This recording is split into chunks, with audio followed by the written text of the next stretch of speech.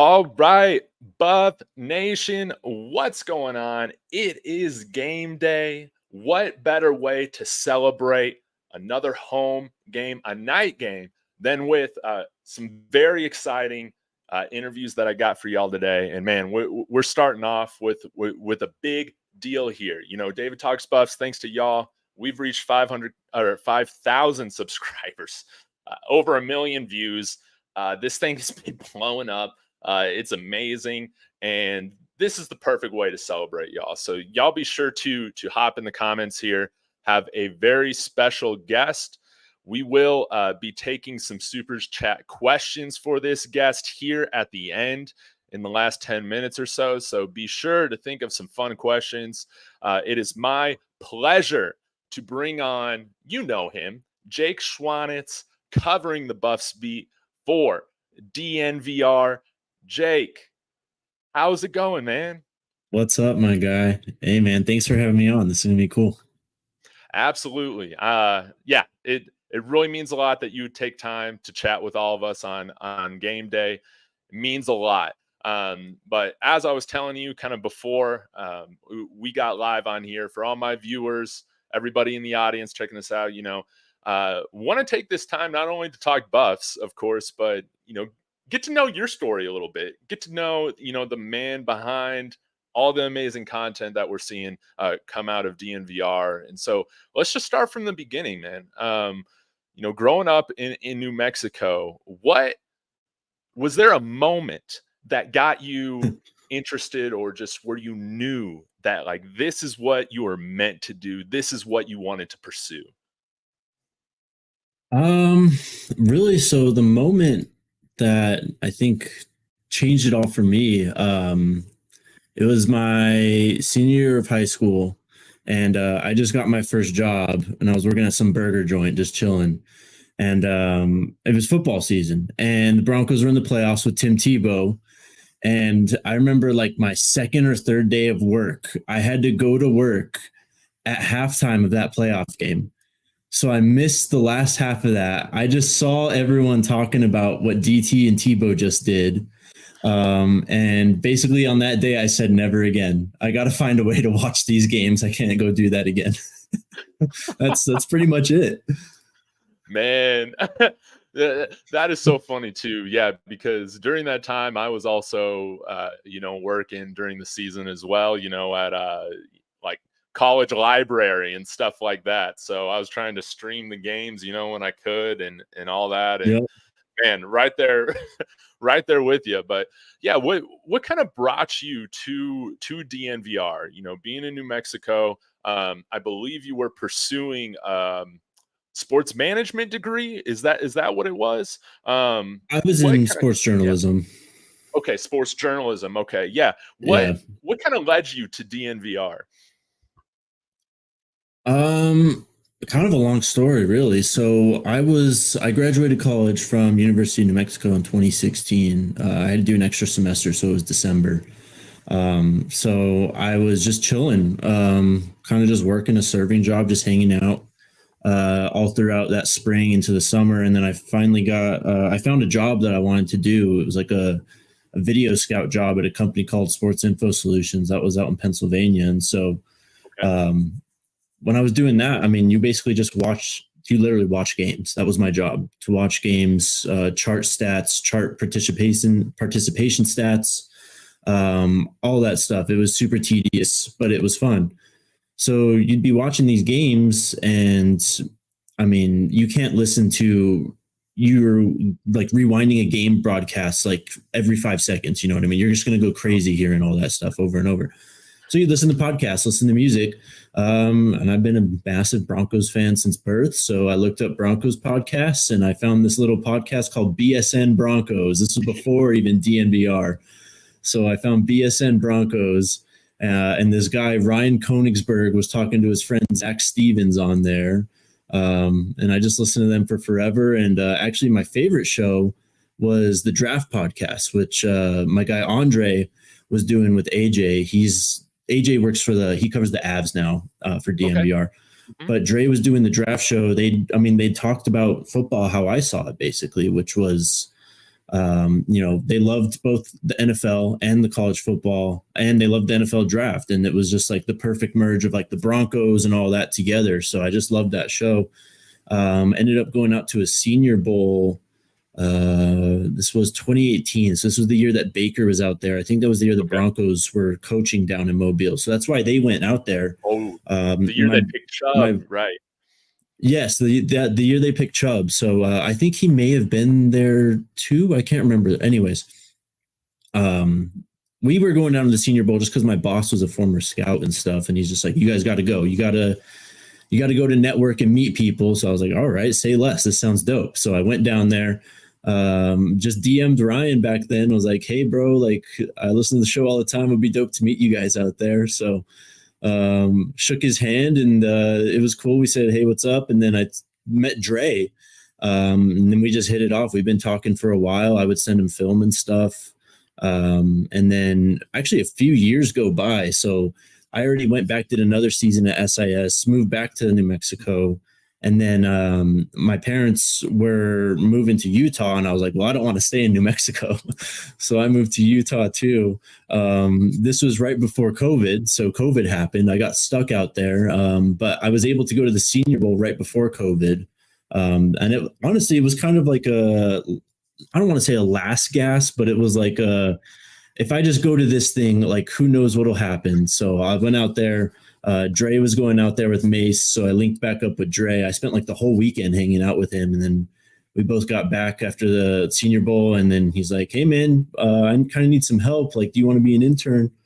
So I became a DNVR intern then, and I was a DNVR intern all throughout COVID, and then the Broncos job opened up, Mace left, and Henry got the bump, and this job was open, and I just bugged Dre for it. I just bugged him for it. So I've been doing DNVR content a long time, but yeah, I just joined full time last August. So, that is awesome to hear, man. Congratulations, and thanks, bro. That's a great story of just persistence. Not being afraid to put yourself out there. And I mean, look where you're at now. I mean, let's talk about that a little bit. Since you've come on full time. I mean, a little over a year ago, coming on to the Buffs beat. I mean. It might be kind of considered maybe like, hey, this is just a stepping stone. But now you're on the, the hottest beat in college sports. Are there any stories or just any way that you can explain the difference, of being where we're at or where you were at this time last year, covering the Buffs beat to just how different it is now? I mean, you're right there behind stage for the main show in all of sports now. Yeah, it's crazy.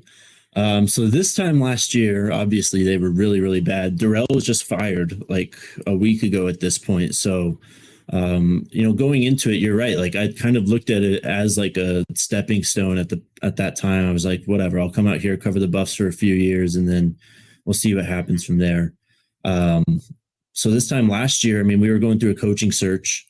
That was fun. I mean, because we all knew what was going to happen. If you were following the Buffs back then, like it was inevitable that they were going to fire Karl Dorrell. So they eventually did, and I figured, at least I haven't been victimized by the Buffs for like 20 years, like a lot of people have. So I just figured like, all right, they're going to fire him and they're going to hire someone, and it's going to get a little better. Like it's not going to be this bad. So this time last year, I had one live show. Every Wednesday we had a live show, me and RK.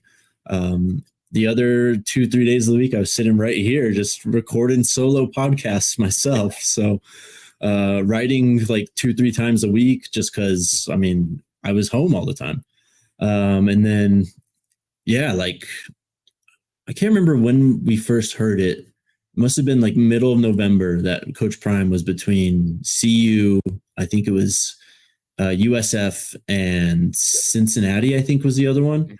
Right. So that already, like, I got a bump from that, just from like him being tied to Colorado, and that was dope. And then it just kept building and building and building. And then I kind of figured out what was happening just with, cause I'd ask people and they were always kind of like quiet, kind of coy. And it was just like, all right, this is kind of weird. No one's outright denying it. So I figured it was happening. And sure enough, it just kept on going, man. It's still going. It's crazy. It's out of control now. Man, I feel like you've barely had a chance to rest because I mean, it's a lot of times, if I'm just watching an away game or something like that, just here, sometimes I can be just exhausted, coming on doing a post game for a little bit. I mean, you guys are grinding every day. You're traveling, you're doing shows pretty much every day as well, or recording stuff. Yeah, like, have you kind of felt in a sense that you're like, man, like like you're like Taylor Swift in a sense, like on tour? Like, does it ever slow down? Have you been able to slow down and kind of appreciate the moment, at different times? Yeah, definitely. I mean, it was a long off season. I was very excited for the season to start. So it was every day felt like a week, basically. It took forever to get to the season. So but basically it's crazy. Like we got a like message or a super chat or something on a show on like Wednesday or Monday or Tuesday that said something like, how do you guys feel like week 7, blah, blah. And that was when I was like, we're in week 7. That is insane to me. So it's been relentless. It's been a lot, but man, it's I wouldn't change any of it. It's been a lot of fun. So we'll see. I'll get some time in this bye week to kind of take a breath and relax and go back home and pause for a bit. But it's just been kind of just whatever's next ever since December, really. Yeah. And speaking of all the fast pacedness of all this was one thing that I was wondering. I've seen RK and Uncle Neely picking on you a little bit, pulling pranks and whatnot. With those guys, is between RK and Uncle Neely, is there a guy that you would rather be around, on the road traveling? Who's more fun to hang out with? Oh man, I can't pick. I can't do that to my guys. Come on. The prank was my producer Alyssa's fault though. That was all her. That was not those guys. So yeah. But I don't know, man. They're awesome. I mean, RK, just been getting to work with him, hang out with him, and get to know him's been super cool. And then Neely's like, that's like meeting a superstar right there. Like, if you go back and watch our first podcast together, we were talking about this yesterday. It's weird because we do the show now, and it's like he's just a part of the show. Like, he's just there doing it with us. But like the first show, we were like interviewing him, just asking him questions the entire time and stuff. So. I can't pick though, man. Both those guys are fun. They pick on me, but it's all in good faith.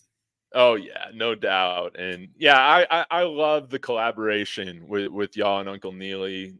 Obviously, it's been a big inspiration for me because I'm like, shoot, I should be getting people on here all the time to talk, and just try and have regularity with a lot of people coming on and just sharing the love. I think that's been one of my favorite things outside the football team has just been, seeing you guys collaborate with Uncle Neely and seeing y'all grow together. It's been very enjoyable. And I think those are shows that I just can't miss, and that's awesome. You guys are doing a fantastic job.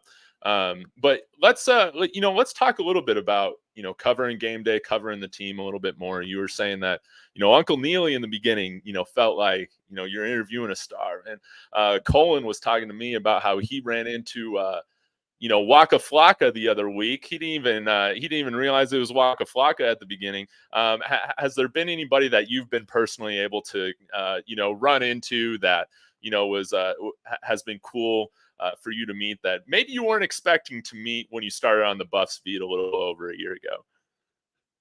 Oh man, there's so many at this point. First thing that I think of is going back to Pac-12 Media Day and just having Charles Kelly, Shador, and Travis on the show. That was pretty amazing. Just actually getting to meet them and talk to them. Just guys around the facility. It's wild. I mean, you'll never know. I saw one day after a show, we did it up in like the suite box. I can't remember. I think this was after the scrimmage, after the last fall scrimmage. And we're walking down, we're going through the facility and everything. We walk out through the main doors into the ticket office. Everyone's been in the ticket office. So we're hanging in there, and Jay Feely just walks up to Neely and like just starts talking. It's just like, this guy's been like everywhere. So that was cool meeting him. Honestly, probably one of the coolest ones has been meeting Todd Davis and just working with him and just seeing him around the office at DNVR. I mean, that guy was a dog for the Broncos back in the day, bro. And I love those teams, those 2-3 teams right after Super Bowl 20, Super Bowl 50. I mean, I love the Super Bowl 52 team, of course, too. So it's that was one that was really cool. There's been a few of them, man. I honestly can't think of too many, but those are the ones that stand out on the top of my head. Man, I love it. And just, having been on, at Folsom last year, for people that are watching or that haven't been able to come out to a game in Folsom, is there a way that you can describe, in a sense, or paint a picture for us of just how different things are, just even with the feel of things on game day compared to where we were at last year? I mean, everything. Everyone was just like, I wouldn't say checked out. That's the thing that I think I learned the most, is that how amazing Buff Nation was and how diehard a lot of these fans, you included, like these fans who've been following them for forever, how much they love their team, how much, like, how highly they regard their team too. I mean, this team was winning national titles. They were in the conversation, all the time 25, 30 years ago. So just seeing the passion at that point was like, all right, there's definitely something here, like they just need something to get it kickstarted and get in the right direction. So, but it was rough. I mean, the tailgates weren't as popping. People would leave usually at halftime and stuff. I'd be up in the press box still working. Like, what's the point? What's going on here? So that was rough at times. I mean, I didn't have a show to do right after games back then. I'd just like go eat dinner right after a game, just something off of 36 and go home, record a podcast. And it's like, now I got 3-4 hours extra work right after the game. So I guess those are the big differences. Totally. Yeah. I've only been able to go to a couple of games so far right now. Did snag tickets for the game tonight, which will be fun. But one of the big differences I've noticed here, I just live off of like the 36 and Sheridan exit off of like 92nd here in Westminster. So live right off the highway. And so we got a bunch of hotels out here, the Westin and a few others. So when I'm out at like Target or, at the store, when it's starting to approach game day, it's like, you can tell, man, like people are coming in, from all over the country, wearing their Buffs gear the night before, whatever, walking around. The hotels are full. Obviously, man, like I was trying to get a restaurant reservation for my wife's birthday a few weeks ago in Boulder, and everything was just booked out the entire weekend. So that just wasn't happening. We went to Denver, which isn't a consolation by any means. But yeah, the amount of just people traveling in has just been, it's been noticeable, along with all the reports with the money coming in, everything like that this weekend or every weekend, it's been a lot of fun. But I'm curious too on, on your end, getting to know so many of these players. I'm not going to make you like pick favorites or anything like that, but has there been any instances, whether it's been throughout the season right now or in practice or in spring ball practices, players that you've really enjoyed talking to or getting insights from players that you're like, I haven't really heard that from a player before, just having to get to know this team at a more personal level? The first guy that stands out to me really is Alton McCaskill. That's an amazing kid right there, man. And he's been through a lot. Obviously, we know his story at this point, trying to get back on the field. Like his perspective and maturity is something that's really stood out to me. Charlie Offerdahl's been amazing. He's one of those guys that we meet and he's like as big a fan of us as we are of him. So that was cool. He's been awesome. Jacob Polite, the long snapper, has been also really cool. I've gotten to know him quite a bit. A lot of guys, man. I mean, that's the thing about this team is they're all like amazing kids. So I'll tell you my favorite guy that I met last year was actually Deion Smith. the running back who stuck around. He's at BYU now. That was my guy, man. Things were a lot different last year. So when we go to practice, we used to be able to. Right now, we just get presented people. We just get told these are the guys that are going to talk today, and that's what we get. Last year, we got to request people and have like one-on-one opportunities, and like every week, I would talk to Dion. That was just my guy. He would give. I feel like he was just like the most honest dude. He would give me what's going on with the team, exactly what he's feeling. He was just dope and like super down to earth. Like you could tell how much he loved CU as well. So. Yeah. He's definitely one that stands up there in my mind, but on this team, there's just so many. I mean, it's every kid. Dylan was amazing to talk to when we got him. That you talk about a kid like matured beyond his years. That kid's way up there. Tyler Brown, of course, is another favorite. We love him. You guys haven't seen the last of him on our show either. Everyone, man. I mean, we met Rod Ward's parents, and they're amazing. It's crazy. It's seriously everyone. They're amazing people. Yeah, it really does. To me, it feels like it definitely has like a very familial vibe and energy. A lot of the players, again, that you guys have on or that we've had a chance to just see speak, in front of the media or put themselves out there on social. I mean, they have so many of them have charismatic, likable personalities that are just. It's so funny because people say, "Hey, you'll take on the personality of your head coach." So when Coach Prime, is the guy, running the whole operation, it makes sense why you have just so many engaging, likable people, on the team right now, which is it's been so. I mean, I've never been so invested. I think from like a content consuming perspective than I am with this team because, I could hear so many of these guys talk all day. And I want to say this too, with Jacob Polite, man, when he was on your podcast, I feel like he's definitely got a future, man, in this kind of thing. I would love him to start a podcast at some point, We've tried to get him to do it, man. We've talked to him about it. So who knows? I don't want to spoil his plans and all that, but you're on to something. Stay tuned there. Hey, let's go. And I would it would be terrible for me to not ask you about, man, what has it been like also working with Matt McChesney every week? I mean, he is a fireball. He's always making me crack up. What's it like interacting with him behind the scenes? He is amazing also. People see this, massive, just big, tough guy who's super passionate about the Buffs and he swears a lot and all this, but the dude's awesome, man. He's really kind. He's really cool to just talk to and like kind of just get his opinion, and he makes my job super easy. I mean, when I have him on the show, it's just like tee him up and the guy's just it's like a wind-up toy, you know what I mean? All you got to do is just do it a few times and then it just keeps going. It keeps going and going. You almost have to reel him back in sometimes. So that guy's been amazing. The fans have really loved seeing him on the show, which has been cool to see. DNVR used to work with him a little bit back a few years ago. So it's been nice to have him back in the building. He loves working with us and we love working with him. So definitely going to be more of Matt McChesney moving forward for sure.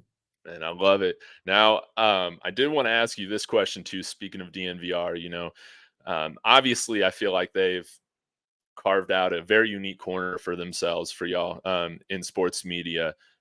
Y'all blend kind of the fanhood with journalism, all that stuff really well. For you personally, kind of how do you approach that line of what you do of, fanhood versus journalist, or a journalist who's also a fan? Is there a distinction for you? Honestly, I don't think about it too much, and I don't really like worry about it too much when I'm like doing a show or making content or whatever. It just kind of is what it is. I mean, that's just who we are. And that's part of what attracted me to DNVR actually, was just how you don't have to be buttoned up. You don't have to, follow the unwritten rules and stuff. Like you can just kind of literally, like, we're all fans of the game. We're all fans of the sport. We all love football. That's why we're there. And why should we hide that passion when we're covering our teams and the sport we love so much, So that's just part of it, really. It's they allow us all to be ourselves. They allow us to be our true fan selves while also being able to cover these teams. So, I mean, like I'd probably, if I was covering the Broncos, I'd probably take back my Broncos takes a little bit, but it's just like, I can still kind of go and say my stuff on the draft pod or like tweet out whatever I want. So that's pretty cool. There's been some learning with it for sure. But I mean, we love the sport, man. We're not sorry for it. We love what we do. We love talking to these coaches, to these players. We love going to games. We love talking ball, and we're not going to be ashamed of that moving forward at all. No, definitely not. And yeah, the way that you talk about it, man, like the unwritten rules of sports journalism and sports media and all this, it's like, yeah, like y'all do your own thing. Like it is so refreshing to see y'all tweeting memes and making jokes and jabbing, at opposing fans every now and then. I think all that stuff is what makes it so fun. Now with the Broncos, before we get into a couple super chats here, I did want to say, oh Lord, I'll preface it with this. You were saying like, hey, once I started covering the Buffs, I realized, like how passionate these fans are, even though the program's been down for so long. Man, a lot of that I feel like has to do with the fact that, man, we are entitled Broncos fans, man. We expect a certain product on the field, and when we don't get it, man, we can be upset. But I'm the same way right now, man, when it comes to my Broncos. Obviously yesterday was a tough sledding going against KC, 16 straight lost games. Is Sean Payton, is he just at the point where he's like, man, it's just time to go get Caleb Williams or Drake May, man? You've seen the clip circulating from his time on the Herd last year or whatever. What are your thoughts on where this team goes, man, the rest of the year? I think it's pretty clear, man. Yeah, he's rebuilding them. That's what's going on. And I think that was part of what got him hired. I mean, let's be honest. This team has needed a rebuild for basically since 2016. After that year, once Kubiak retired and they missed the playoffs, and you're looking at your quarterback room and it's Trevor Siemian and Brock Osweiler and all those guys. And it's like, what's the plan here? And then Brock ends up leaving, of course. And that's just really since then, I feel like they've needed a rebuild. They've been kind of lying to themselves, saying like, we're a receiver away. You go out and get Jerry Jeudy. We're a quarterback away. You go out and get Russ. You're a coach away. You go out and Sean Payton.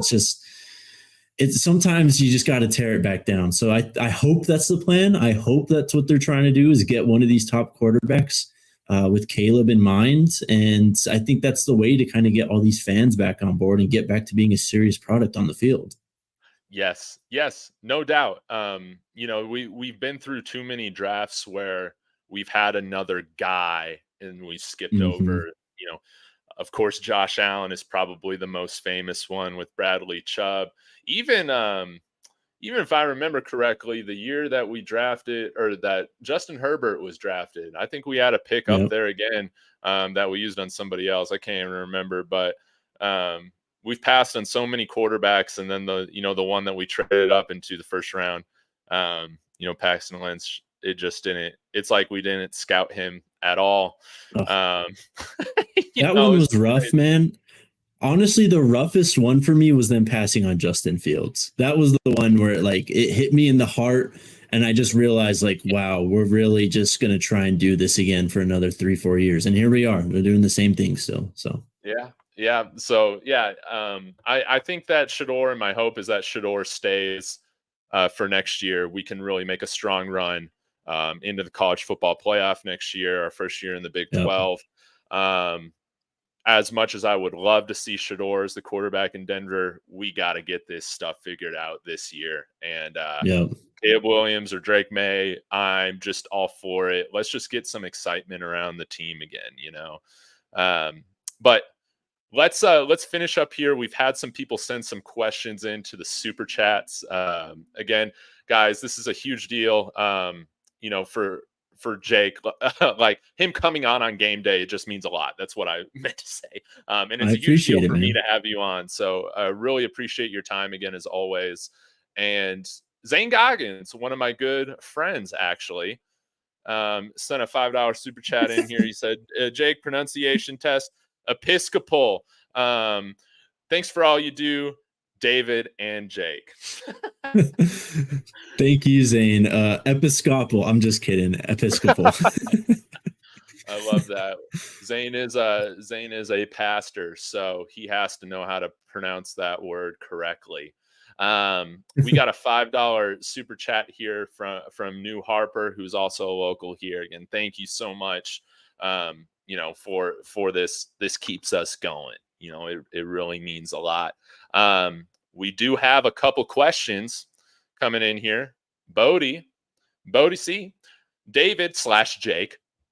Is Alton McCaskill starting tonight? Coach Brewster hinted about it on Reach the People or maybe the pregame.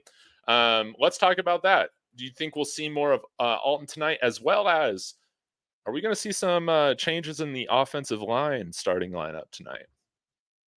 Yeah. I just go off what Coach Prime says at this point. Like it's just the easiest way to go about things. And to be honest, I really don't know what goes on with the depth chart and everything. So he said, we're going to see a lot of him on Tuesday. So I'm kind of expecting him to follow through. I think we'll see a lot more of him. I mean, this guy's only had 7 touches through 6 games. Isn't that insane? So I understand that they want to get him, healthy and on the right track and everything. But it's time. I think it's time. Along with changes on the offensive line, man. I mean, I don't think anything's out of the question there. I'm game for whatever at this point, whatever they want to do on the offensive line. Let's see if it works out. Let's see if it makes any difference. And if it does, then let's go. If not, keep on trying. If not, I mean, it can't get any worse, man. That's kind of how I feel about it. Yeah.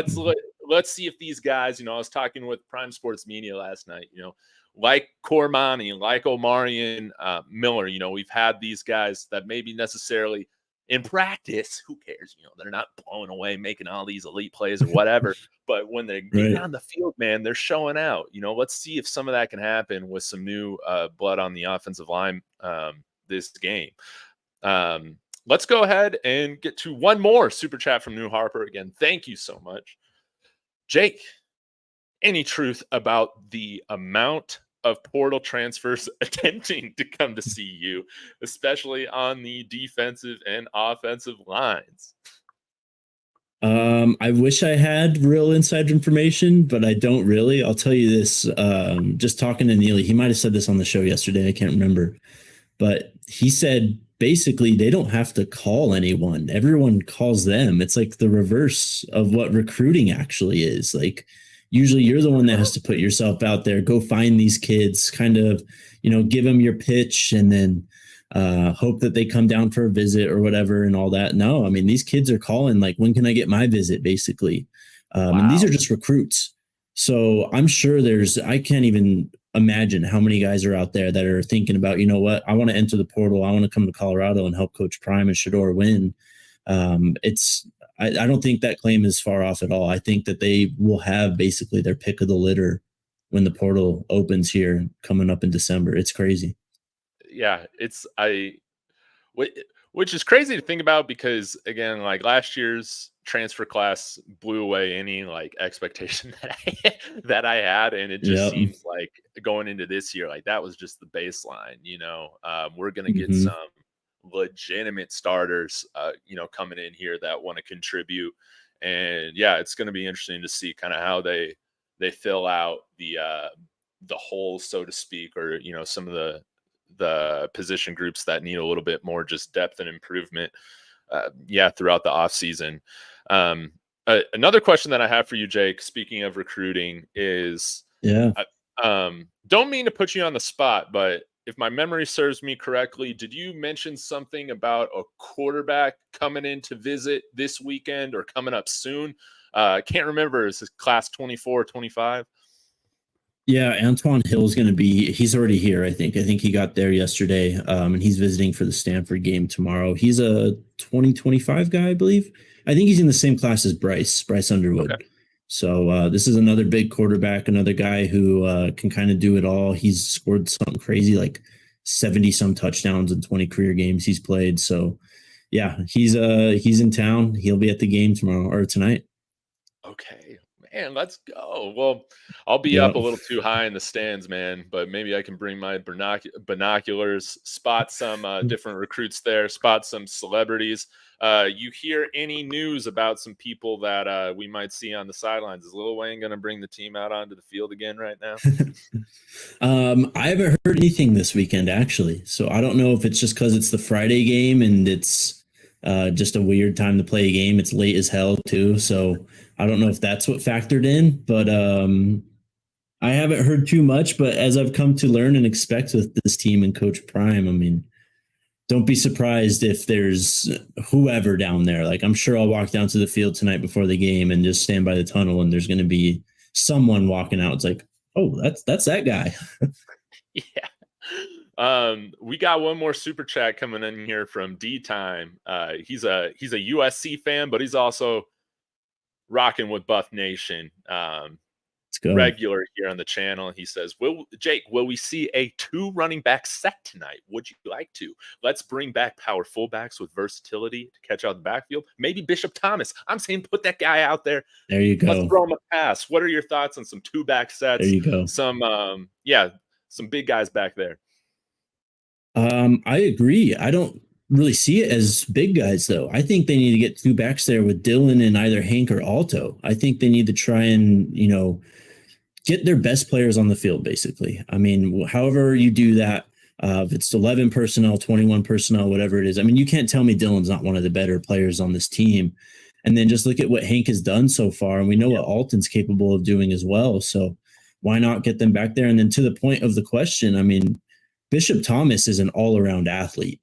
I mean, we saw that guy run down on kickoff and lay the wood on that last kickoff against ASU. Like, that's rare for a defensive lineman. He lines up at tight end and he's out there running routes. He's going to catch a touchdown, I think, at some point here at CU for sure. So, I mean, he's athletic enough. He could probably catch a ball out of the backfield too. I'm not opposed to that idea.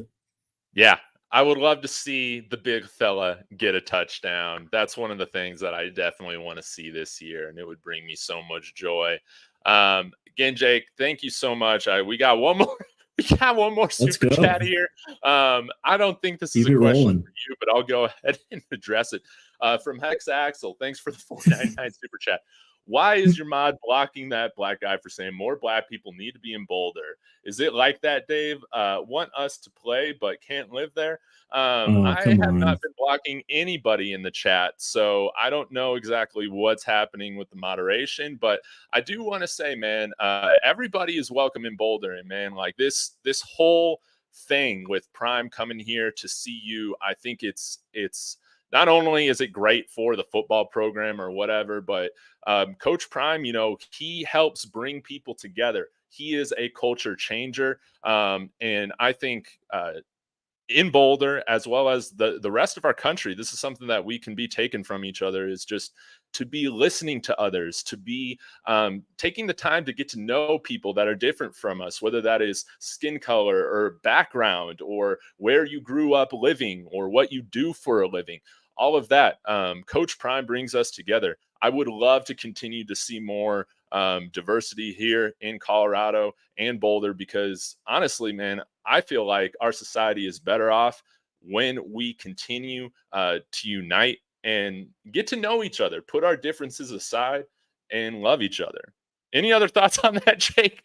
Hey, absolutely, man. I mean, you've kind of grown up in the area. Like, Boulder is, for lack of a better term, very white. Like, it absolutely needs some diversity. And that's the beautiful thing, I think, about Coach Prime, is he's also bringing that.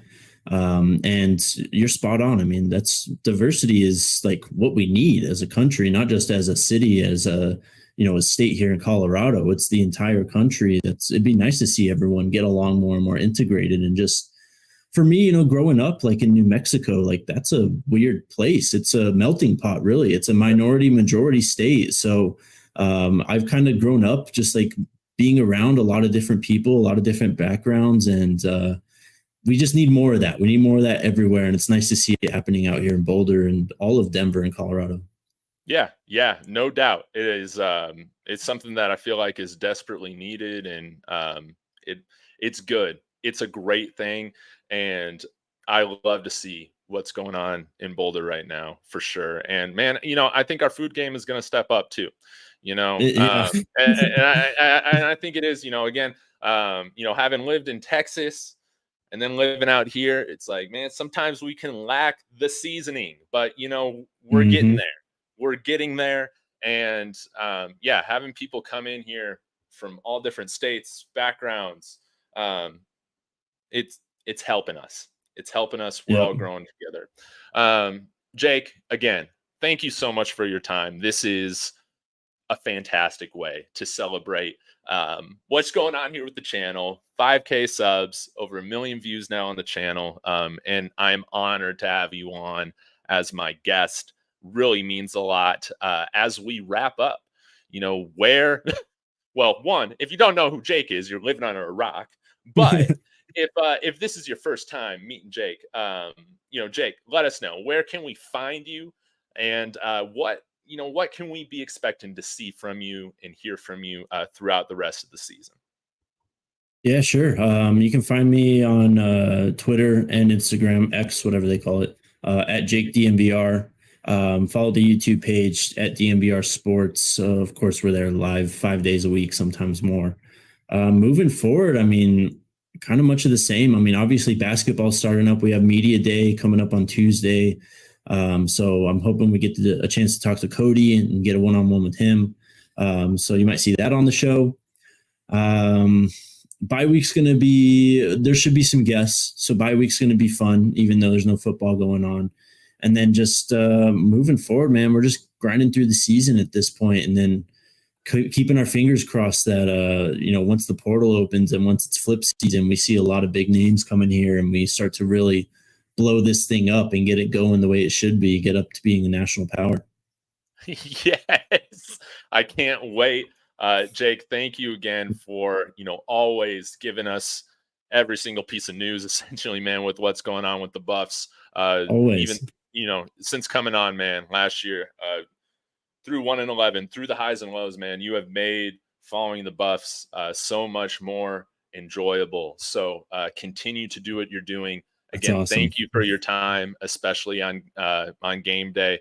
We'll talk again. I'm sure as the season progresses or as we get into the off season, really means a lot. And all you fans watching, be sure to hit that like in the comments on the way out. Be sure to leave a comment if you're watching the replay, where you're watching from, what you think the Buffs are going to do tonight. But again, appreciate you guys tuning in. I'll be back for a live stream with the QB Spotlight, Stephen Hamnell, here at the top of the hour. Appreciate it as always. And as always, go Buffs. Go Buffs, baby.